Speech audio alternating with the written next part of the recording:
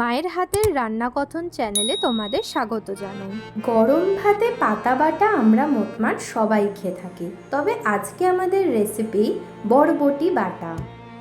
এই বরবটি বাটা তৈরি করার জন্য প্রথমতই বরবটিগুলো কেটে গরম জলে কড়াই চাপা দিয়ে ভালো মতো সেদ্ধ করে নিচ্ছি।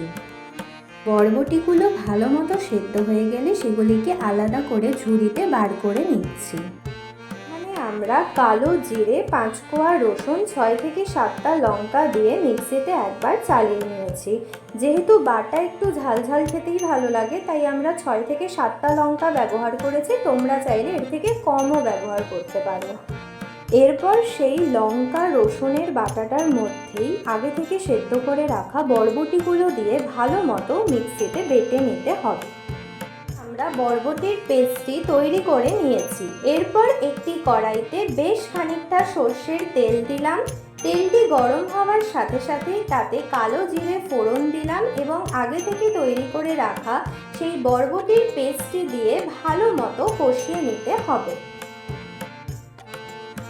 বরবটি আমার একেবারেই পছন্দের নয়, তবে মা যখন আমায় প্রথমবার এই রেসিপিটা ট্রাই করিয়েছিল, আমি একেবারেই বুঝতে পারিনি যে এটা বরবটি দিয়ে তৈরি। তোমাদের আশেপাশেও যারা বরবটি খেতে খুব একটা পছন্দ করে না, তাদের অজান্তেই এই বরবটি বাটা খাইয়ে একবার দেখতে পারো। এরপর তাতে স্বাদ মতো নুন, হলুদ গুঁড়ো, কাশ্মীরি লাল লঙ্কা গুঁড়ো দিয়ে ভালোভাবে কষিয়ে নিতে হবে। এই মিশ্রণটি ভালোভাবে নাড়িয়ে নেবার পর খানিকক্ষণের জন্য কড়াইয়ের ঢাকনা চাপা দিয়ে রাখতে হবে। খানিকক্ষণ পর চাপা খুলে আবারও মিশ্রণটিকে ভালোভাবে কষিয়ে নিতে হবে। বাটাটি খুব ভালো মতো কষাতে হবে, যাতে তার মধ্যে থেকে মশলার কাঁচা গন্ধটা আর না আসে।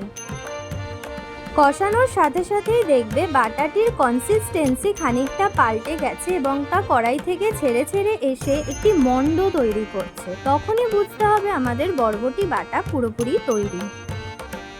এই বরবটি বাটা গরম ভাতে খেতে কিন্তু বেশ ভালো লাগে। আর যদি এই রেসিপিটা তোমাদের ভালো লেগে থাকে, তাহলে অবশ্যই লাইক আর সাবস্ক্রাইব করে আমাদের পাশে থেকো।